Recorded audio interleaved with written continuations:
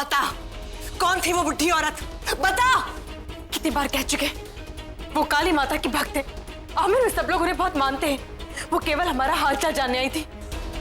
वैसे एक पल के लिए मैं डर गई थी। मुझे लगा कहीं उसने मुझे देख लिया तो।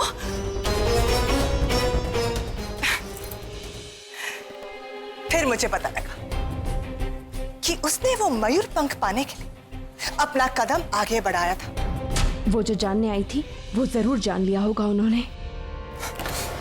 मगर एक बात याद रखना छोटा, अगर उसने कुछ होशियारी करने की कोशिश की ना तो उसकी जान गई।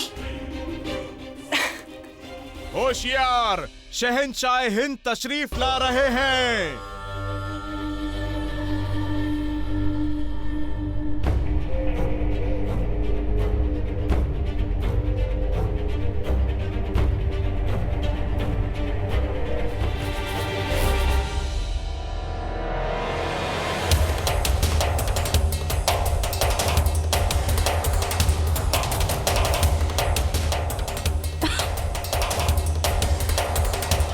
प्रणाम शहंशाह।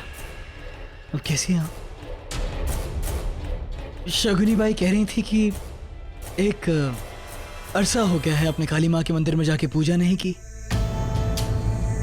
शहंशाह, जोधा बेगम काली मंदिर नहीं जा पाएगी क्योंकि मैं उसे जाने नहीं दूंगी।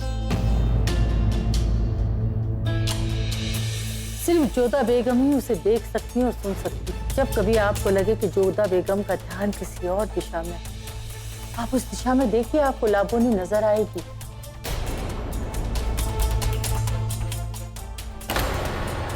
जोधा बेगम आज आप बहुत थकी हुई लग रही हैं, तो हम सोच रहे हैं कि क्यों ना उस तरकीब का इस्तेमाल किया जाए जिसका अक्सर आप इस्तेमाल करती हैं जब हमारा सर दर्द होता है।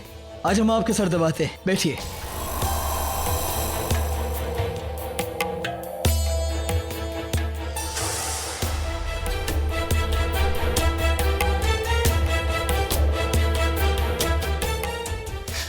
जोधा, मैं जलाल को तेरे करीब आने ही नहीं दूंगी।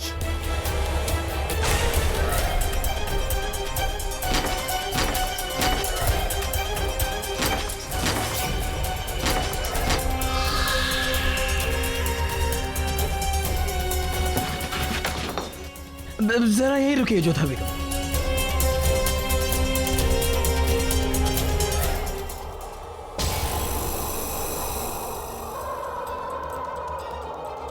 आज ना बड़ा सुहाना मौसम है, काफी हवाएं चल रही है, तो हमने सोचा कि क्यों ना पर्दे खोल दिए जाएं होदरे के। खैर हम सोच रहे थे कि एक अरसा हो गया है आप दीवाने खास में नहीं आए हैं, तो क्यों ना आज आप दीवाने खास में शिरकत करें, है ना? हम वहीं आपसे मुलाकात करेंगे। ख्याल रखिएगा अपना।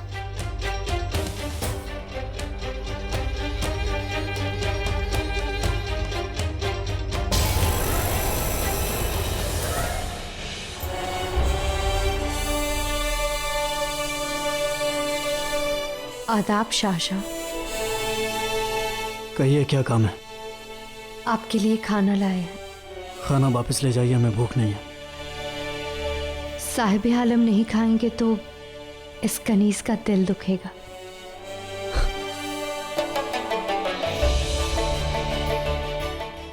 अनारकली,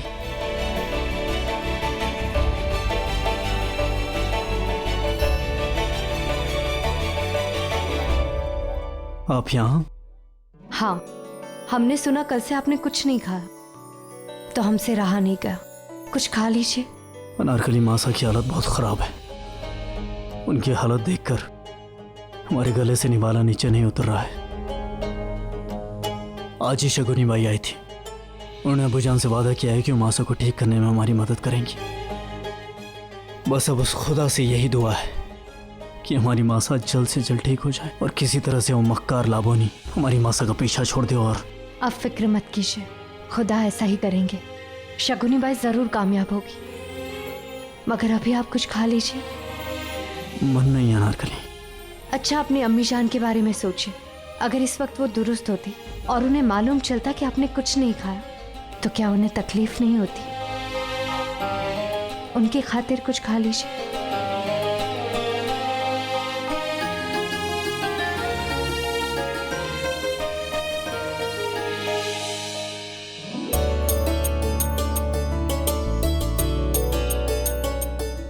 आइए बैठिए, आप आइए।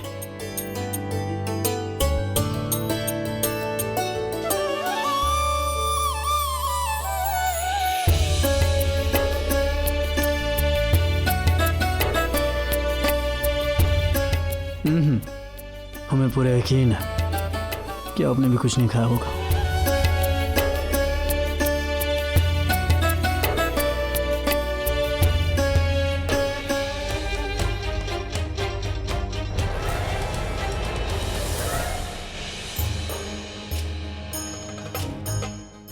तो जैसा हमने आपको समझाया था आपको ठीक वैसा ही करना है फजल साहब, कुछ भी गलत ना हो। जी शाहजी। आइए। हुजूर, मेवाड़ में अपने हमने जासूस फैला दिए।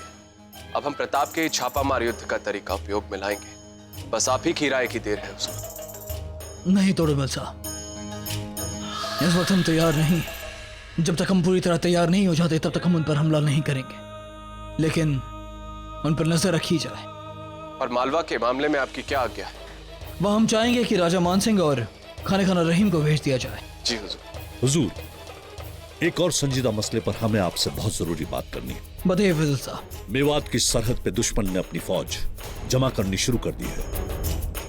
हुजूर, आप कहें तो मान सिंह साहब और हम इस मसले को देखें। नहीं खाना रहीम, अब दोनों का वहां जाना जरूरी है। हमारे दुश्मनों की बगावत हम खुद ही कुचलेंगे। नहीं, हम ऐसा नहीं होने देंगे। हम जलाल को खुद से दूर नहीं जाने देंगे। मुझे इन्हें रोकने के लिए कुछ न कुछ करना ही पड़ेगा।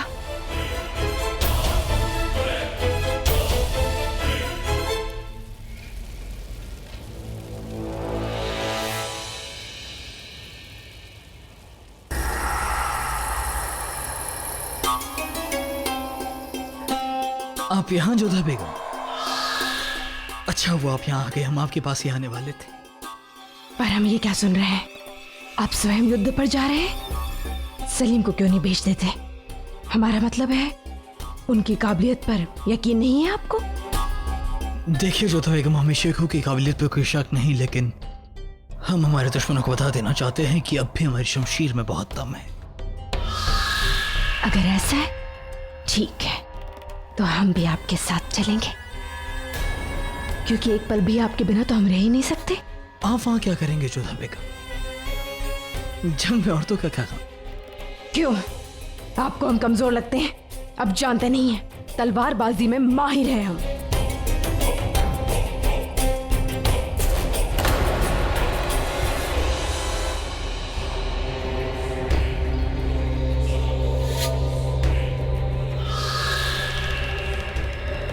अगर हमारी जोधा बेगम होती तो वो कभी ऐसा ना करती। ये क्या कर रही हैं आप जोधा बेगम? अपनी ताकत का सबूत दे रहे हैं। अगर हम जीत गए तो आपको हमें अपने साथ लेकर जाना होगा। चल। अगर शमशीर नहीं उठाई तो लावनी को खामखा शक हो जाएगा। ठीक है, तो आप भी शिकस्त खाने के लिए तैयार हो जाइए जोधा बेगम।